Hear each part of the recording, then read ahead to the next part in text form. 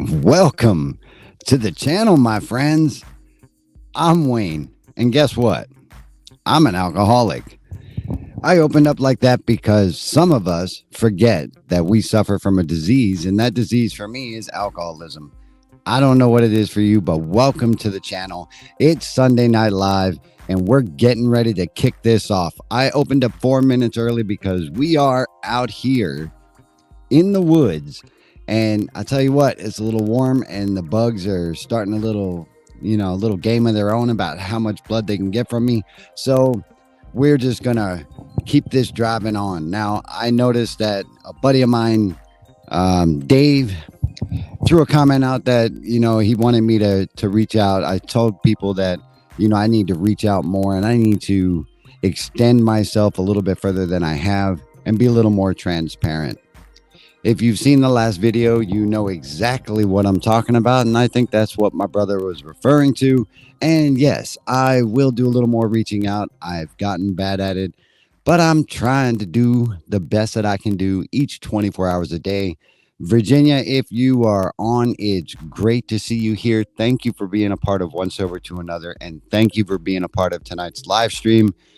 Guys, introduce yourselves and tell each other who you are, where you're from. I do this every live stream because it's good to help our community to know exactly who it is they're talking to, because who knows? That person could be just a stone throw away from you, and they could be the difference between you drinking again, using again, or just plain having a bad or good day. So there that is.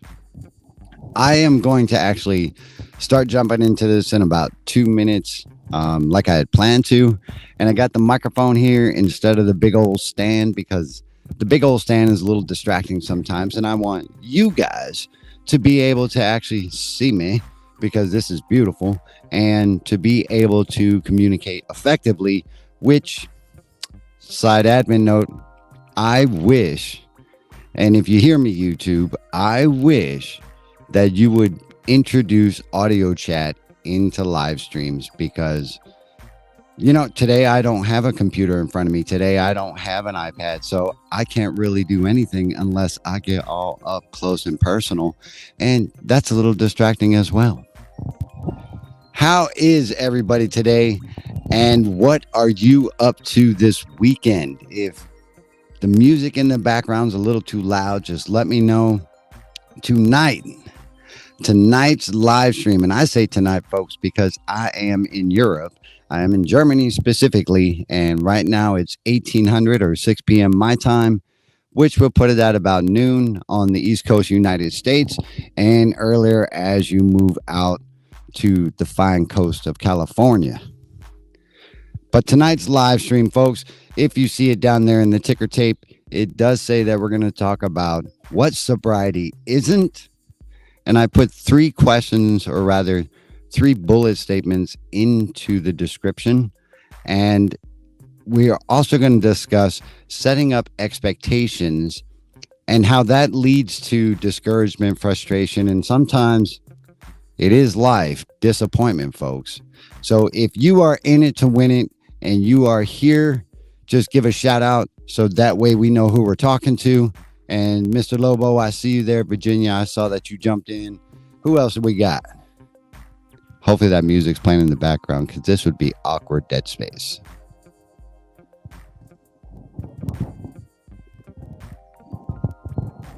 While we sit through the dead space. Yes, I laughed at myself just then. As you can see, we're out in the woods, and I do like to come out here. It helps me to decompress, and it helps me to put things in perspective, just like when I go snowboarding, just like when I don't know, decide to jump out of perfectly good aircraft, strapped to another person. Maybe one day I'll do it myself. I don't know. We'll see. But those kinds of things keep me grounded, going biking and everything else. And these are places that I like to be. And it's actually I lost my word just then. It's a coincidence that I am out here because I love an alcoholic. What is going on? It's great to see you. Real quick, before I run on, did you get the hat?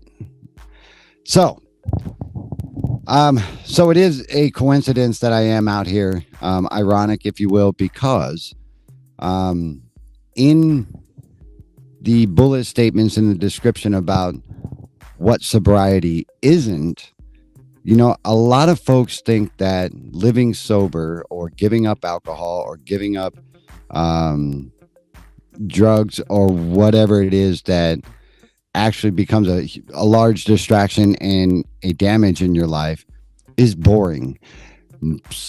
I say most folks believe that it is the end of any kind of social life you have. You know what? Just without talking about that way too much, that couldn't be any further from the truth. When I was drinking, there's no daggone way that I would be out here. There's no way that I would be in this truck, and there's no way, thank you for that thumbs up, and there's no way that I would be able to be free enough, so to speak, without drinking, that I would even make time to come out to such an awesome place like this. Now, side note, I love an alcoholic. I'm sorry that head is too small. Guess what? I got one more, and I'm going to send that out to you. You don't have to send the other one back if you got somebody you think who wants to sport it. Let them do it.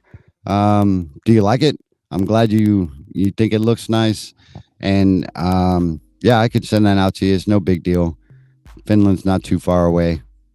Heck, yeah, I send it out. All right, so finger red number one, big red one.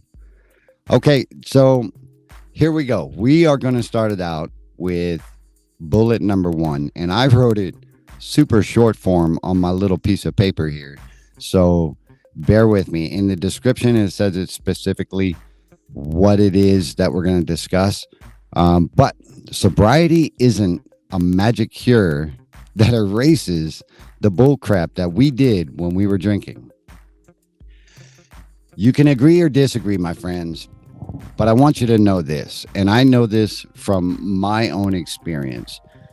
Getting sober, stopping drinking or stopping using or stopping gambling or whatever your addictive behavior was that was dragging down your life, it doesn't erase all of the chaos that came along with it, all of the wreckage that occurred while you were drinking or using. It's unbelievable to me, and because I thought this myself when I got sober, it's unbelievable to me that people will believe, we will believe that life is automatically going to get better if we stop drinking or using. Now, if you are an alcoholic or an addict or anything like I was, then you understand this wholeheartedly, especially if you're new in recovery. Things do not magically get better. We have to do a lot of assessment, a lot of self-examination, a lot of reflection. And I'm going to be reading these comments, folks, as they come in. And if there's something that you really want to discuss, drop that in the comment and we're going to highlight it and we'll talk about it, okay? I don't have any exterior devices today in order to respond to some things in real time. So I'm just going to do that. And then later on, I'm going to try to save the comments in the live recording. That way they'll be available for you later. Sound good?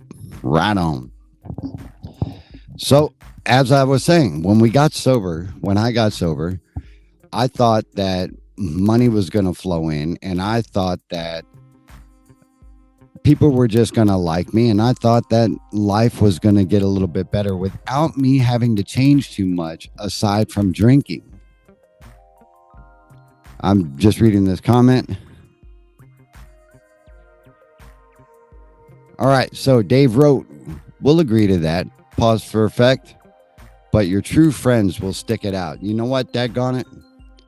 That is absolutely certain. And that's a good way. Like when you get sober and things are starting to change and we are making the steps in order to change the parts in our lives that either lead back to the drink or are somehow linked to what was what we were medicating, so to speak. Your true friends will stick around, and that's a good assessment about who is your true friend. And that's a good assessment and a good way to measure who really has your six and who doesn't. Let me rephrase that for some of y'all that don't understand the six. Who got your back and who don't? All right. So now that we knocked that one out of the park, the bottom line for that is we have to do work. If we have to move out of our daggone house into an entire different place. Now, geographical relocation is not a sobriety method. However, pause for this effect. If you have to move away from where it is that kept you in the bottle or using, or whatever, if you actually have to relocate, do it. If you have to get divorced, do it. If these things are all linked to what you're medicating in your life with your alcohol use or your drug use, you have to be willing to make that change. People, places, and things are the things that will keep you locked in place or help you progress. Wow, it sounds like I've said that before. Daggone it, I have. Okay, hey guys, I'm just gonna put this on the screen real quick. Boom. Okay, I might mess this name up, but forgive me, and I'll try. And if you want to, please correct me. Min Hoi Nguyen. I definitely probably did not say that right. I apologize. Got to relearn a lot of stuff, skills to life. That is so scary. Daunting sometimes. Any tips? Absolutely. You know what? Min, when I first got sober, and I've also told this story before, but when I stopped drinking, I had drank for 23 years previously, maybe a little more, maybe a little less. I really don't know. I had to learn how to grocery shop. And that was probably one of the most mundane things that I should have to learn. And I was very embarrassed that when I went into the grocery store, I had no idea what the heck I was doing. And you would think it would be so easy to pick things up off the shelf and just put them in the cart. Well, I didn't know what to put in the shelf. I had been ordering takeout for decades, and I had been eating out for decades. So not to mention the drinking, but the eating out was a lot of money as well. And so that was just going down the drain and down my throat. But I did, and you will have to, most will have to relearn or learn certain life skills and certain coping skills and skills in resilience, as well as methods to deal with triggers when they come, or to deal with moments that are connected to the behavior that you had or that you're trying to get rid of, so to speak. So relearning those things, there are resources available for that. And I'll put a few in the description of this video if I hadn't already. And if you want something specific that you're looking at, just let me know. And I will definitely do my best to point you in the right direction, or heck, hit me up. I'll try to help you with what I know and what my experience is with relearning new things. And I was a master resiliency trainer in the Army, so I have a little experience there as well. And I also am able to, maybe help with some relapse prevention tools that I got or even now, that I get now from points in my life. All right. So thank you for that. Surround yourself with people who want, please forgive me. Surround yourself with people who won't encourage to go to the addiction. Yes. So that is a great tip. And thank you for that, Lobo. I'm grabbing some chapstick. That is a great tip. When I talk about people, places, and things, I surrounded myself I surrounded myself with people who would let me drink. I surrounded myself with people who drank like me.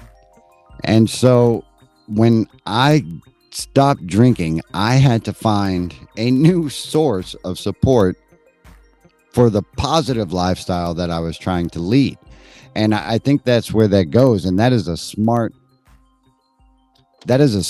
tool and a smart way to navigate into sobriety than to just try to white knuckle it and do it on your own, or to hang out with the same people that you were using or drinking with in the first place.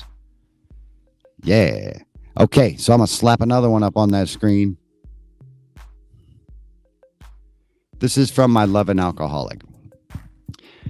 I wouldn't say I had to relearn anything, just had to learn the skills I never learned in the first place. And oh man, you actually just nailed it. There is so much that in basic life that I had no clue about because I had drank for that long. And thank you for that, 11 alcoholic. I definitely agree with that 100%. So it's sometimes not the case that you have to relearn.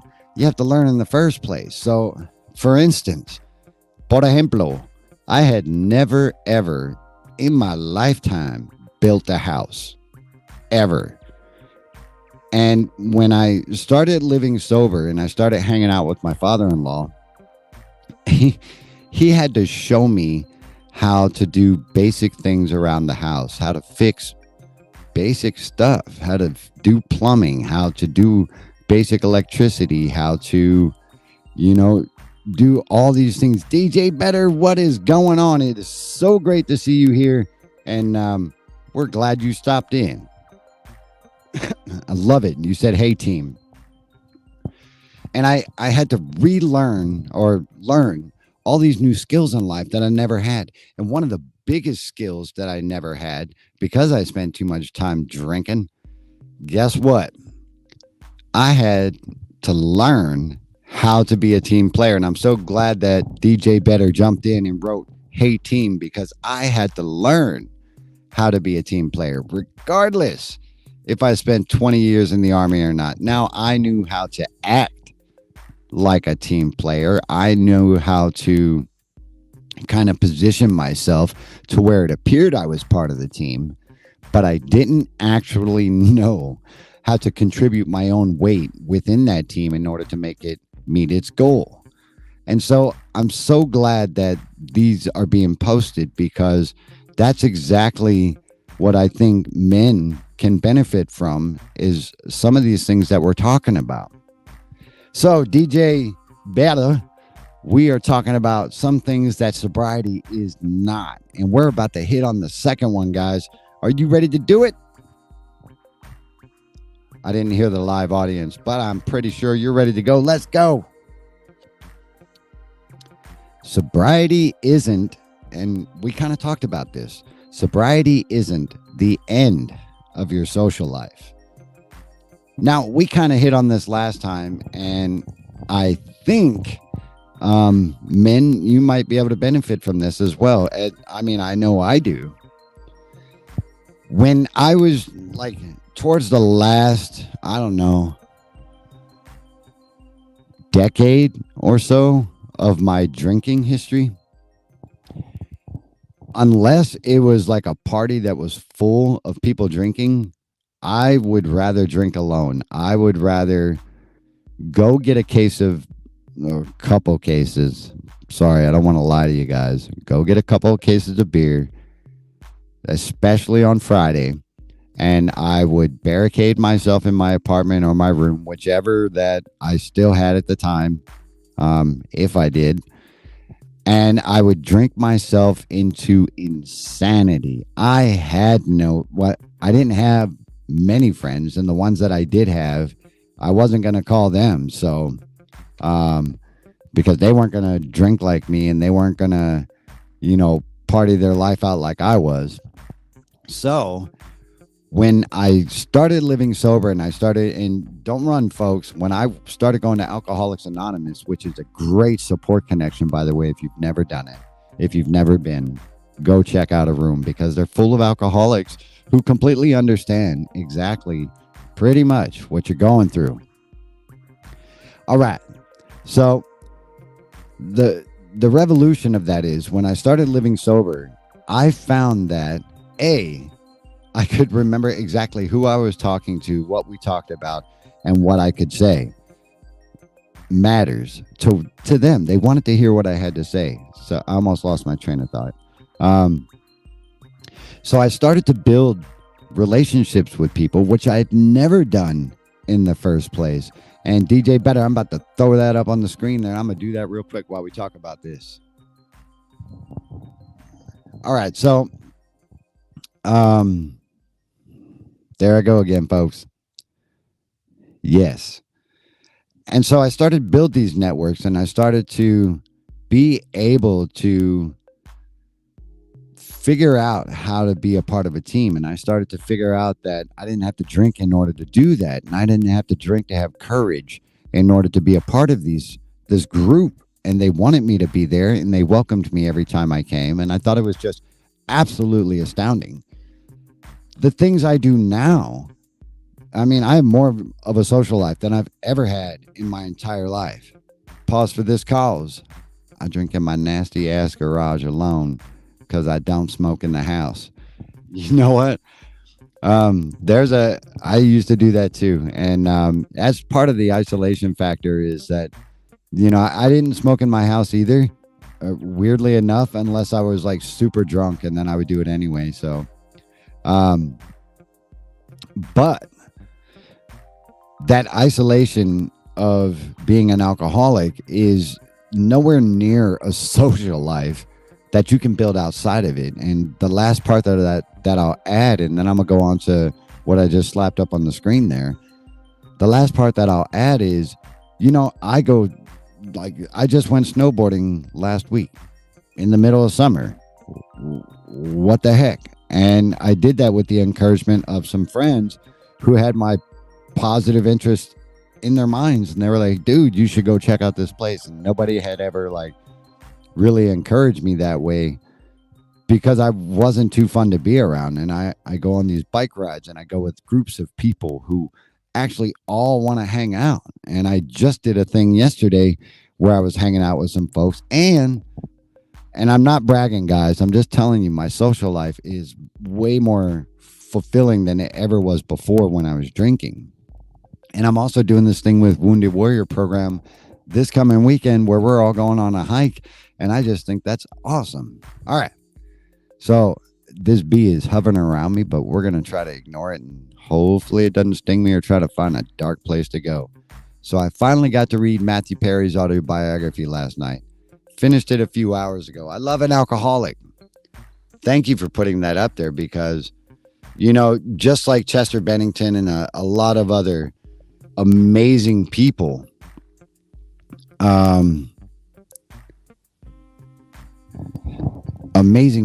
we never know truly what someone is going through in their mind, in their own space, in their own world. And men, I say this, as part of this discussion, because if you feel like you're alone, my friend, and you want to learn some new skills and you want to gravitate to people who can understand where you've been or what you're going through, hit us up. We're all here. And I always say that we recovered together, and that's no poppycock. I mean, we absolutely do.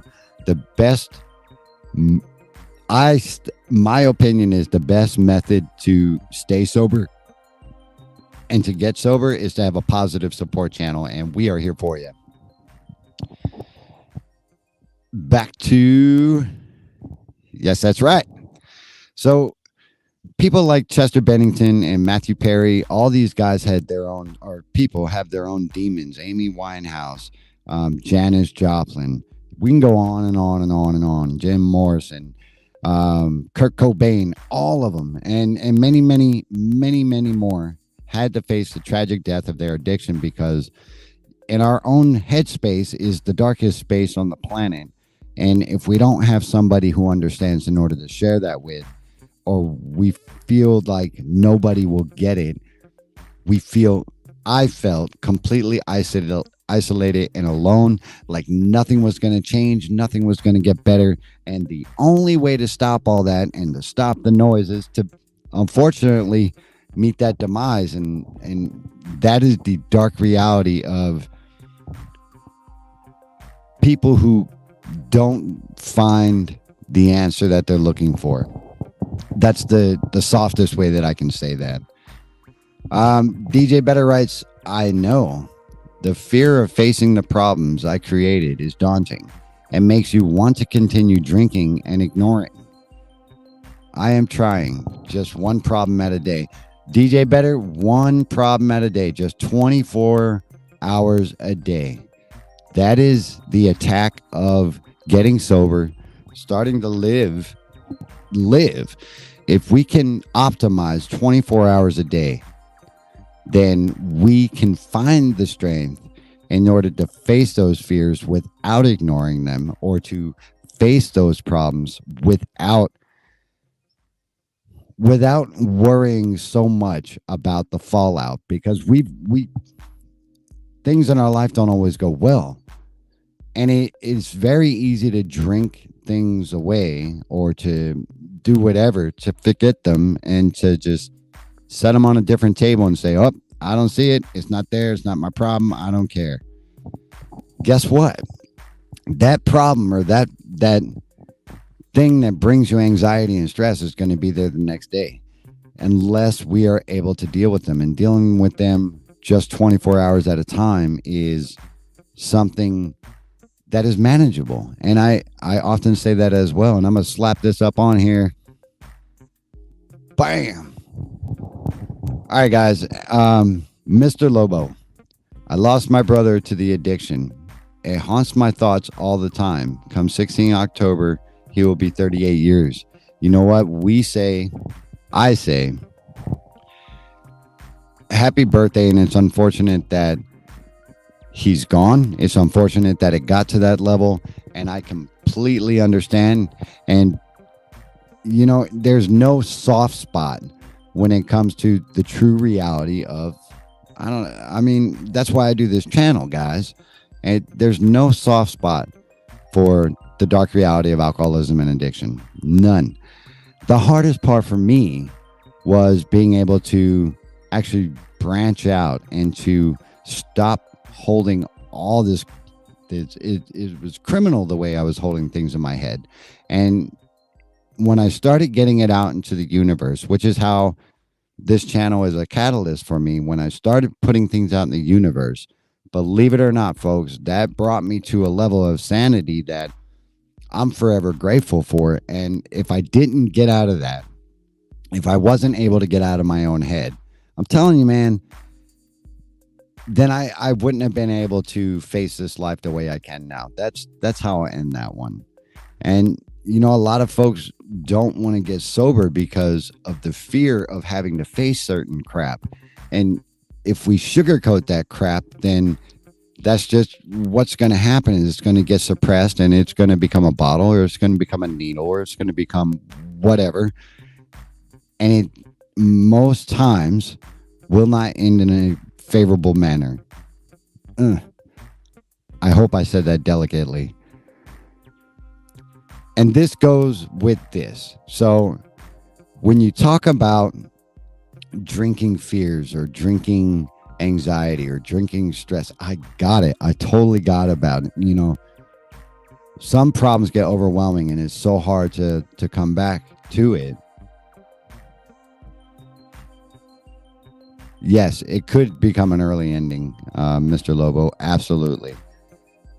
Thank you for putting that there, because that is softer than how I was feeling about it. So here's the last bullet, because we already hit the other two.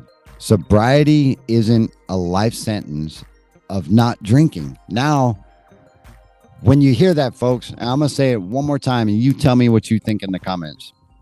Sobriety is not a life sentence of not drinking. let's put some thought into this. What do I mean by that? And I'm going to tell you in just a second, but I want to see what your thoughts are about that. Now, while you're pondering that, sobriety is not a life sentence of not drinking. While you're pondering that, I was going to say something. Oh, yeah. Is this video like coming through pretty smooth? Because the bandwidth that I was showing on my phone wasn't too high. So I hope that it's going all right. If you dig anything here and you're not a subscriber to this channel, consider subscribing. Look across the board at all the other channels. And, you know, if it's good for you, if it's something that you can gravitate to, I recommend subscribing to it, especially men and some other folks, because believe it or not, when we put things out in the universe, you know, it's, I don't know, it's just healing somehow. And I think that's pretty awesome. Smooth as butter. Joanna Ikonen. Good to see you here. Did you drop in earlier and drop a message? Because I wanted to respond to that, but I don't think I got the opportunity to. It's great to see you here again. And glad that you could drop in and be part of this conversation. All right. So I am going to DJ better before we go on to this. I'm going to put this up there. Okay. I also struggle with seeing how others have soared the last few years and I have plummeted, and then want to beat myself up for my stupidity, which makes me want to drink that feeling away. You know what? I too get discouraged when, and I find myself comparing myself a lot. And I think that's something that we can't do in any capacity, really. Why should we compare ourselves to these people? If some people are excelling and some people are still stuck in a rut, I got it. I mean, it does suck. And it does suck to find yourself asking why. Why can't I get my break? Why can't I find the answer? And DJ or Mr. Lobo, you hit it right there. DJ, you should stop comparing yourself to others. And yes, but it's so hard not to. And I totally understand that, because in my professional life, I find myself comparing myself to people all the time, especially if they're not even in the category that I'm in, and they're like, for some reason, in the spotlight all the time. I'm like, daggone, can I get a slice? And, you know, especially when I was first new in sobriety, when I actually, let's start even further back. When I relapsed in 2014 and I didn't come back out of it until 2016, I kept asking myself, how the heck did these people in rehab make it? How did they just turn it off? And I was baffled, because I was like, dude, I'm doing the daggone work here. I'm the one with the Army career. I'm the one that has this and that. And yet these people are like, you know, light years above me. And I found that led me straight in, bam, to my head, which led to a resentment, which led to drinking again, like DJ Better said. And it just festers. So when you find yourself comparing yourself to someone else, think about it this way. You said, and let me rephrase that. We talked about solving problems 24 hours, or rather one day at a time, and breaking them down to something manageable.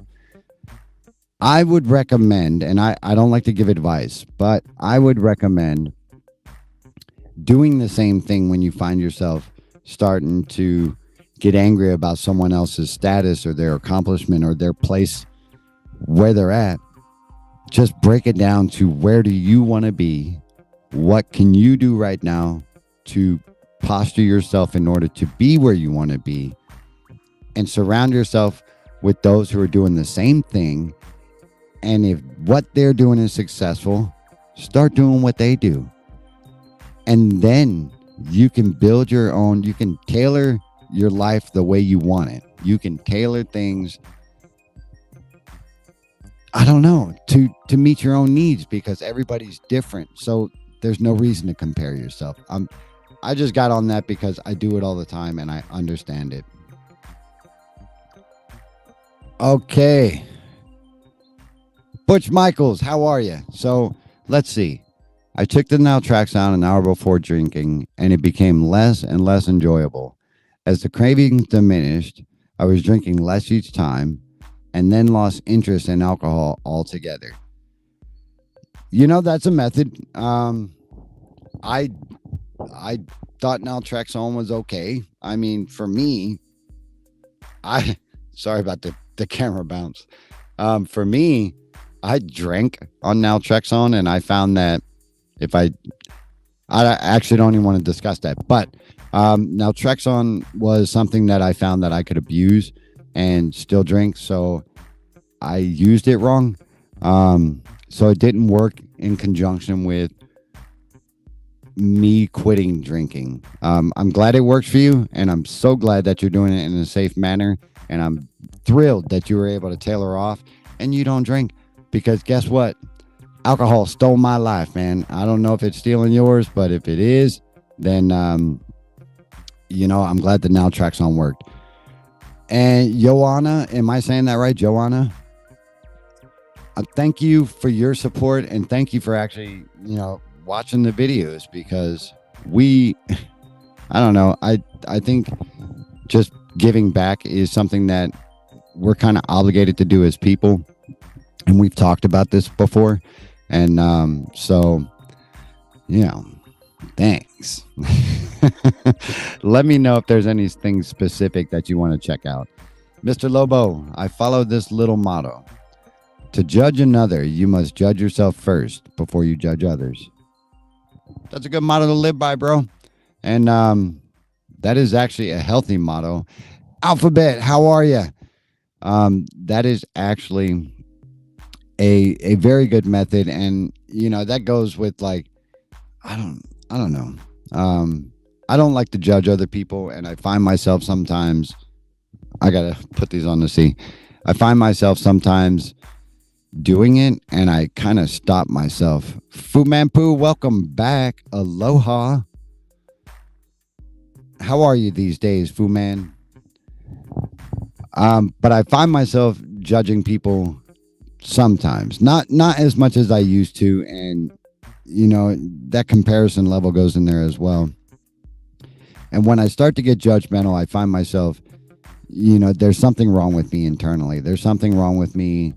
Either I'm struggling at work, or either I'm, not doing what I'm supposed to be doing.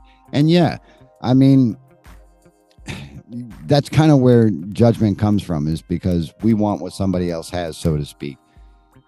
And if I'm lacking, it's so easy. It's so easy to point a finger at somebody. It's so easy to make an excuse, and it's so easy to judge others. And so thank you for putting that out there as well. Men, I hope all of these good points are helpful for you. And if you need me to break it down in transcript, I can. And that way you can have it for later and refer to it whenever you want. And you can ask us all anything that's on your mind. Guys, we made it through. Oh, no, we didn't. No, we didn't. Hold on one sec. Sobriety isn't a life sentence of not drinking. I went on a long tangent. My bad. Mr. Lobo writes, I had a goal and never told Wayne. After he departed the unit, I assumed his roles and responsibilities. I retired as an E6. Congratulations, my brother. You know what? Hey, that's a great goal. And if we goal set in small steps, then we are able to progress and progress and not perfection. If we take steps to progress, then we are moving in a direction that is either positive or negative, hopefully a positive one. And we don't have to worry about being perfect, because we're human, daggone it. And we have human flaws. We have human defects. And that's where a lot of the principles, and again, don't run, of Alcoholics Anonymous come into play, is because Those are put in place to remind us that we're human, to remind us that we have flaws. It's okay if you find yourself comparing. Just find out what the root of it is, cut ties with it, and move on. If you're judging other folks, don't get down on yourself. Identify it and move on, because it's not healthy in any manner to harbor any kind of envy or resentment or jealousy for someone else, because we can only work on us and we can only control the way we feel about it.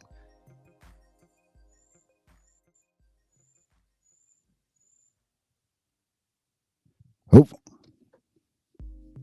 I just got stung. Sorry. So Mr. Lobo wrote, even though was already filling the role, while Wayne, was struggling, team members help when one is down. Hey, you know what? I had that my entire career, and I thank you, Dave, for always being there. And we'll hit this last one in just a second, but it is true. So when you got somebody struggling, instead of pushing them down further or stepping on them to move over, pick them up, help them up, and help get them back on the path that the team is traveling, because we're one team, one fight. And guess what, folks? That's where this whole thing goes into play. Sobriety is not a life sentence to not drinking. Folks, I was locked in the bottle. I put the cap on, and I didn't plan on coming out until I drowned. If it wasn't for other people in my life picking me up, popping the top, getting me out of it, so to speak, by helping me and supporting me, I wouldn't be here, folks. Boss Moves, it is great to see you. And I thank God I kicked alcoholism too. And like I said, I didn't do it without help. I did it with love and support of a lot of folks that I didn't deserve. I didn't think I deserved it. And I'm just so happy to be here.